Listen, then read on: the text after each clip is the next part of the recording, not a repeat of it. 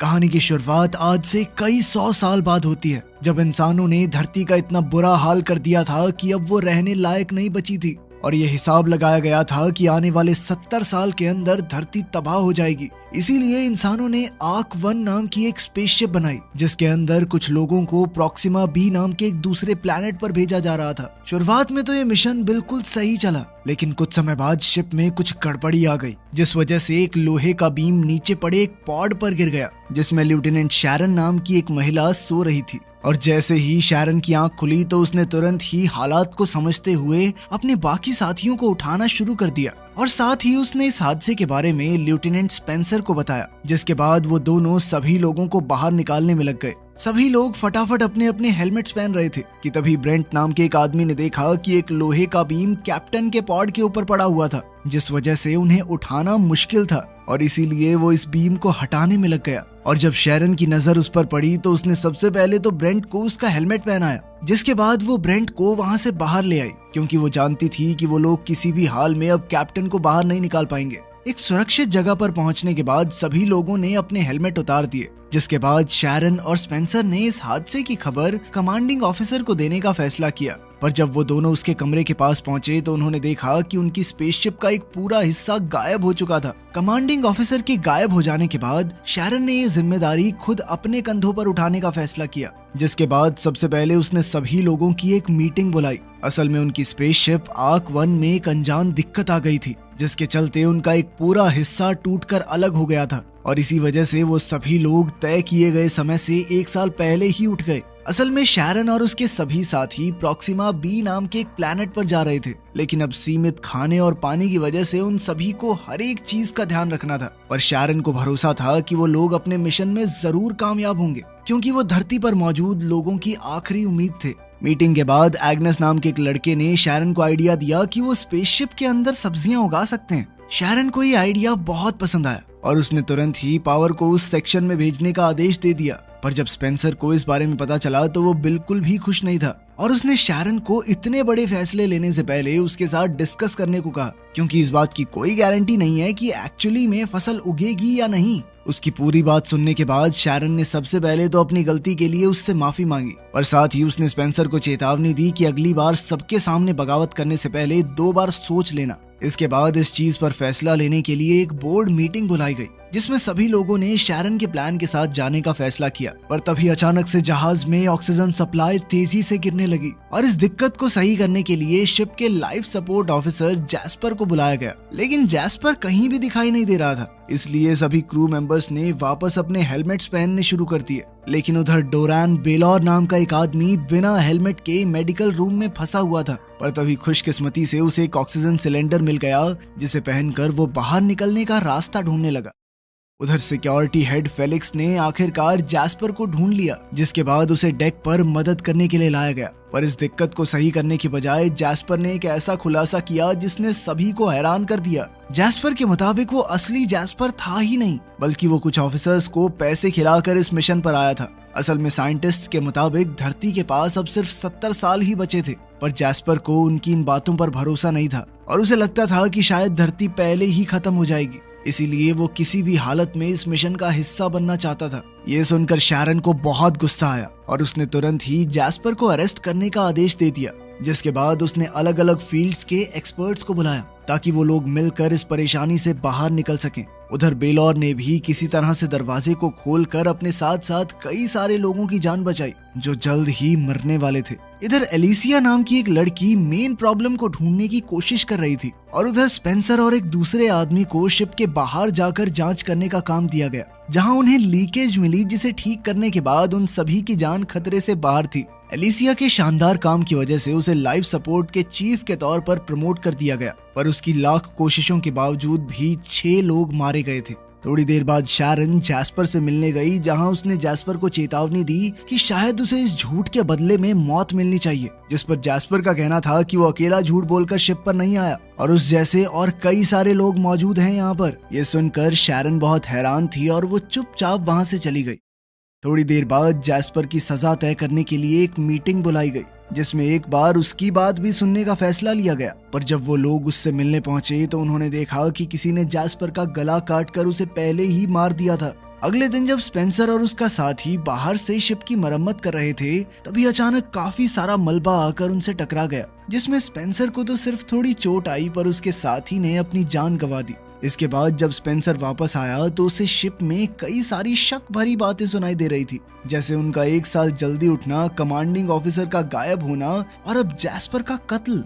थोड़ी देर बाद स्पेंसर ने डिपार्टमेंट हेड जेम्स के साथ शैरन के बारे में बात की कि कैसे शैरन ने उनके साथ ट्रेनिंग नहीं की थी और वो सीधा लॉन्च के दिन वहां आई थी, और अब कमांडिंग ऑफिसर के गायब होने के बाद कैसे उसने खुद को कैप्टन घोषित कर दिया। उधर सिक्योरिटी हेड फेलिक्स को जैस्पर के कत्ल की इन्वेस्टिगेशन के दौरान पता चला कि जैस्पर के कमरे में कौन गया और निकला, ये सारा रिकॉर्ड गायब था।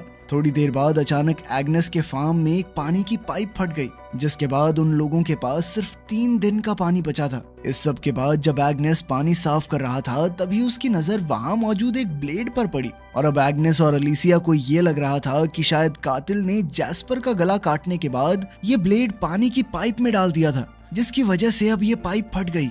इसलिए एग्नेस उस ब्लेड को लेकर सीधा फेलिक्स के पास पहुंच गया। उधर ईवा की टीम लगातार ज्यादा से ज्यादा पानी बचाने की कोशिश में लगी हुई थी।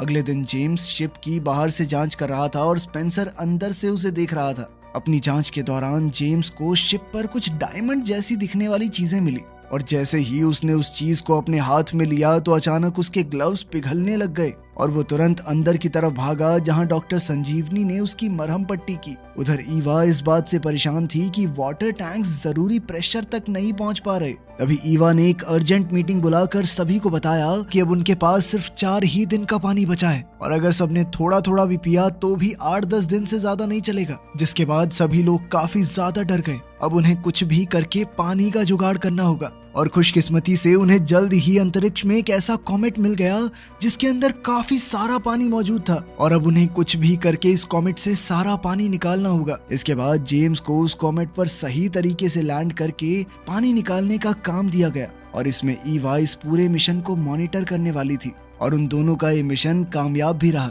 जिसके बाद जेम्स को शिप पर काफी शाबाशी मिली। पानी की प्रॉब्लम सॉल्व होने के बाद सभी लोग काफी रिलैक्स थे, पर उसी रात स्पेंसर को एक अनजान मैसेज आया जिसमें जैस्पर के सामान का पता लिखा हुआ था, और उसी मैसेज की बदौलत स्पेंसर को एक मेमोरी ड्राइव मिली जिसमें एक वीडियो मौजूद थी। उस वीडियो में जैस्पर एक बार में शैरन को रिकॉर्ड कर रहा था, जिसमें वो एक बाइकर को बेरहमी से पीट रही थी, और अंत में उसने उस बाइकर का गला काट दिया। ये देखकर स्पेंसर काफी हैरान था, और उसने तुरंत ही फेलिक्स को इस बारे में बताया, जिसके बाद शैरन को जैस्पर के कत्ल के इल्जाम में अरेस्ट कर लिया गया। पर इस वीडियो के बावजूद भी शैरन का कहना था कि वीडियो में दिख रही लड़की वो है ही नहीं, एआई ने बनाई है, मैं नहीं हुई है। उधर एग्नेस परेशान था क्योंकि बिना किसी वजह के उसकी सब्जियां खराब हो रही थी, पर इससे पहले कि वो कुछ सोच पाता, जेम्स ने उसे अपने पिघले हुए ग्लव्स की जांच करने के लिए बुला लिया। उधर फेलिक्स वीडियो को लेकर शैरन से तहकीकात कर रहा था, जिसमें शैरन का कहना था कि मैं इस वीडियो का हिस्सा हो ही नहीं सकती, क्योंकि उस वक्त वो आर्क 1 को लेकर चल रही मीटिंग में थी। पर फेलिक्स उसकी किसी बात पर ध्यान नहीं दे पा रहा था, और उसे जगह जगह पर अलग अलग चीजें दिख रही थी। असल में ये दिक्कत सिर्फ फेलिक्स को नहीं बल्कि सभी क्रू मेंबर्स को हो रही थी। पर कुछ देर बाद फेलिक्स एक बार फिर से होश में आया, और उसने दोबारा से शैरन से सवाल जवाब शुरू कर दिए, जिसमें शैरन ने एक ऐसा खुलासा किया जिसने फेलिक्स के होश उड़ा दिए। असल में शैरन और उसकी जुड़वा बहन डेनीज का जन्म लैब में एक खास एक्सपेरिमेंट के दौरान हुआ था। उन दोनों को ही खास तौर पर स्पेस में रहने के लिए तैयार किया गया था, पर जल्द ही उसकी बहन डेनीज को कुछ ज्यादा ही गुस्सा आना शुरू हो गया, और वो अक्सर लोगों को मारना शुरू कर देती थी। और ऐसे ही एक दिन उसने वीडियो में मौजूद उस आदमी का कत्ल कर दिया। इसी वजह से शैरन को बाकी लोगों के साथ ट्रेन नहीं किया गया था। उसकी पूरी कहानी सुनने के बाद फेलिक्स को उस पर भरोसा हो गया, और उसने शैरन को एक बार फिर आजाद कर दिया। इसके बाद लोगों को जो अजीबोगरीब चीजें दिखाई दे रही थी उसके बारे में एक मीटिंग हुई, पर जब मीटिंग में स्पेंसर ने शैरन को देखा तो वो काफी गुस्सा हुआ, और उसे तब और ज्यादा गुस्सा आया जब फेलिक्स ने शैरन को आजाद करने की वजह बताने से भी मना कर दिया। मीटिंग के दौरान एग्नेस ने डॉक्टर संजीवनी को बताया कि ये सब जो हो रहा है इसके पीछे उस पानी का हाथ हो सकता है जो हमने उस कॉमेट से निकाला था। पर ये बात बताते ही एग्नेस अचानक बेहोश हो गया। उसकी ये बात सुनते ही डॉक्टर संजीवनी ने तुरंत ब्लड सैंपल्स की जांच की, और उसे पता चला कि कॉमेट के पानी में एक ऐसी चीज मौजूद थी जिससे LSD जैसा नशा होता था, और इसी के चलते सभी को भ्रम हो रहे थे। ये खबर मिलते ही शैरन तुरंत संजीवनी के पास आई और उसने बताया कि वो एक जेनेटिकली मॉडिफाइड क्लोन है। और उसे ये बात जानकर हैरानी हुई कि संजीवनी को इस बारे में पहले से पता था। शैरन का कहना था कि कॉमेट का पानी पीने के बावजूद भी उसे कोई दिक्कत नहीं हुई और इसीलिए उसे लगता है कि शायद उसके खून से वो एंटीडोट बना सकते हैं। इस चीज को टेस्ट करने के लिए संजीवनी ने तुरंत कुछ टेस्ट करने शुरू कर दिए और जल्द ही ये बात कंफर्म हो गई कि वो शैरन के खून से एंटीडोट बना सकते हैं। और इससे पहले कि वो अपना काम पूरा कर पाती, संजीवनी अचानक जमीन पर गिर गई और इसलिए इस काम को पूरा करने की जिम्मेदारी एलिसिया को दी गई, जिसने तुरंत ही अपना काम शुरू कर दिया और उसने बड़ी समझदारी से एंटीडोट को मल्टीप्लाई करके सीधा पानी की सप्लाई में डाल दिया ताकि वो लोग इस एंटीडोट को तेजी से सभी क्रू मेंबर्स तक पहुंचा सकें। जल्द ही सभी क्रू मेंबर्स वापस ठीक हो गए, पर एलिसिया ने वो पानी सबसे आखिर में पिया क्योंकि उसे भ्रम की वजह से अपनी माँ दिखाई दे रही थी, जिनसे वो मन बहलाने के लिए हर बात कर लेती थी। उधर एंगस जेम्स के जले हुए ग्लव्स की जांच कर रहा था, जिस दौरान उसे जेम्स के ग्लव्स पर एक ऐसा मटेरियल मिला जिसके बारे में इंसान जानते ही नहीं थे और इसीलिए अब एंगस को लग रहा था कि शायद किसी ने इस मटेरियल को एक हथियार की तरह इस्तेमाल किया है और उसके मुताबिक शायद इसी की वजह से वो सबसे पहली गड़बड़ी हुई, जिसके चलते सभी लोग समय से पहले ही उठ गए। कुछ देर बाद स्पेंसर ने संजीवनी को आराम करने भेज दिया और मौका मिलते ही वो खुद डेटाबेस की जांच करने में लग गया, जहां उसे शैरन के क्लोन होने के बारे में पता चला। और ये जानकारी मिलते ही उसने शैरन पर अपनी असलियत छुपाने का आरोप लगाना शुरू कर दिया और उसका मानना था कि क्लोन होने की वजह से शैरन स्पेसशिप की कैप्टन नहीं बन सकती, क्योंकि इतनी सारी जिंदगियों की जिम्मेदारी एक क्लोन के हाथ में देना तो बेवकूफी थी।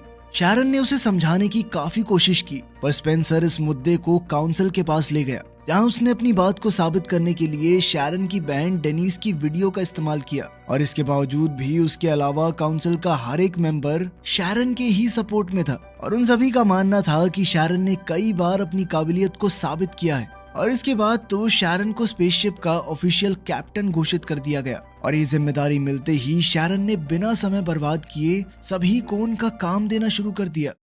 उधर इंजन रूम में ईवा और उसका असिस्टेंट ग्रेगोर लगातार स्पेसशिप की स्पीड को बढ़ाने की कोशिश में लगे हुए थे। इसके लिए वो एक ओवर एक्टिव फ्यूल का इस्तेमाल कर रहे थे, जिस पर ग्रेगोर ने एवा को फ्यूल की ओवर हीटिंग के बारे में सावधान भी किया और इसके बावजूद भी एवा ने इसी रास्ते का इस्तेमाल करने का फैसला किया और ग्रेगोर को इंजन का ध्यान रखते हुए किसी भी इमरजेंसी में पास ही में मौजूद लीवर खींचने को कहा, जिसके बाद वो खुद किसी काम से बाहर चली गई। पर एवा के इंजन रूम से निकलने के कुछ ही देर बाद अचानक फ्यूल ओवर हीटिंग की वजह से चारों तरफ रेडियो एक्टिव रेडिएशन फैल गई और ये सब इतनी तेज हुआ कि ग्रेगोर उस लीवर को खींचने से पहले ही रेडिएशंस की चपेट में आ गया। कुछ देर बाद जेम्स का ध्यान स्पेसशिप की गिरती हुई रफ्तार पर पड़ा और जब उसने शैरन को ये बात बताई तो उन दोनों का ही शक फ्यूल टैंक ब्लास्ट की तरफ गया और अपने शक को दूर करने के लिए जब उन्होंने ग्रेगोर को कांटेक्ट करने की कोशिश की तो उन्हें सामने से कोई जवाब नहीं मिला, जिसके बाद उन्होंने ईवा को तुरंत इंजन रूम में जाने को कहा।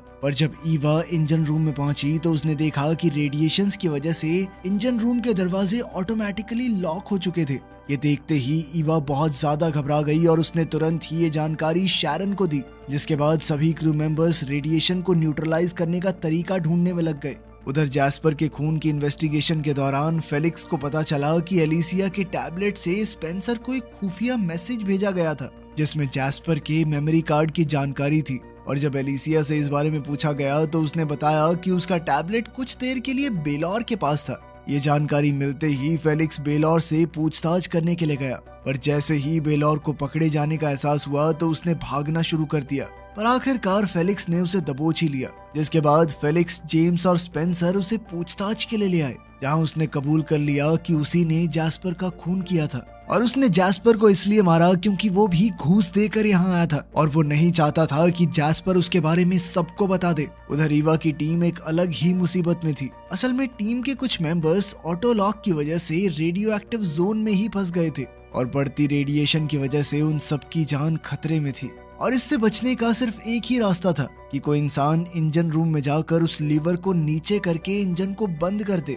लेकिन जो अंदर जाएगा उसकी जान जाना तो तय था। और इसीलिए शैरन ने सभी क्रू मेंबर्स से पूछा कि क्या कोई अपनी इच्छा से ये काम करना चाहेगा, पर कोई भी इसके लिए तैयार नहीं था और इसीलिए शैरन ने ये काम खुद करने का फैसला किया। लेकिन लोग अपने कैप्टन को भी नहीं खोना चाहते थे। इस बात पर चर्चा चल ही रही थी कि तभी स्पेंसर बेलौर से मिलने के लिए गया। स्पेंसर ने बेलौर को पूरी बात बताई कि अगर इस प्रॉब्लम को जल्द से जल्द ठीक नहीं किया गया तो कोई नहीं बच पाएगा और अगर उनका मिशन पूरा नहीं हुआ तो इंसानियत का खात्मा तय है। ये सुनकर बेलौर ने फैसला किया कि अब तक की जिंदगी उसने सिर्फ अपने लिए जी थी, लेकिन अब वो अपनी गलतियों को ठीक करने के लिए अंदर जाने को तैयार हो गया। जिसके बाद बेलौर एक प्रोटेक्टिव सूट पहनकर रिएक्टिव रूम के अंदर घुस गया, जहां जमीन पर कई सारी लाशें पड़ी हुई थी। पर बेलौर इन सभी चीजों को नजरअंदाज करते हुए आगे बढ़ता गया। पर जब वो मेन इंजन रूम के पास पहुंचा तो उसने देखा कि उस कमरे का दरवाजा ऑटो लॉक हो गया था, क्योंकि उसी कमरे से सारी रेडिएशन निकल रही थी। और इसके बावजूद भी बेलौर ने अपनी काबिलियत से उस दरवाजे को खोलकर लीवर को खींच दिया, जिसके बाद रेडिएशन निकलनी बंद हो गई और उसकी इस बहादुरी ने सबका दिल जीत लिया। और इतनी तेज रेडिएशन की वजह से बेलौर की तुरंत ही मौत हो गई और उसने जहाज पर मौजूद सभी लोगों की जान बचाकर अपना प्रायश्चित पूरा किया और इंसानियत को खुद को बचाए रखने का एक सुनहरा मौका। वीडियो पसंद आई तो लाइक कर देना, चैनल को सब्सक्राइब कर लेना। मिलते हैं अगली वीडियो में।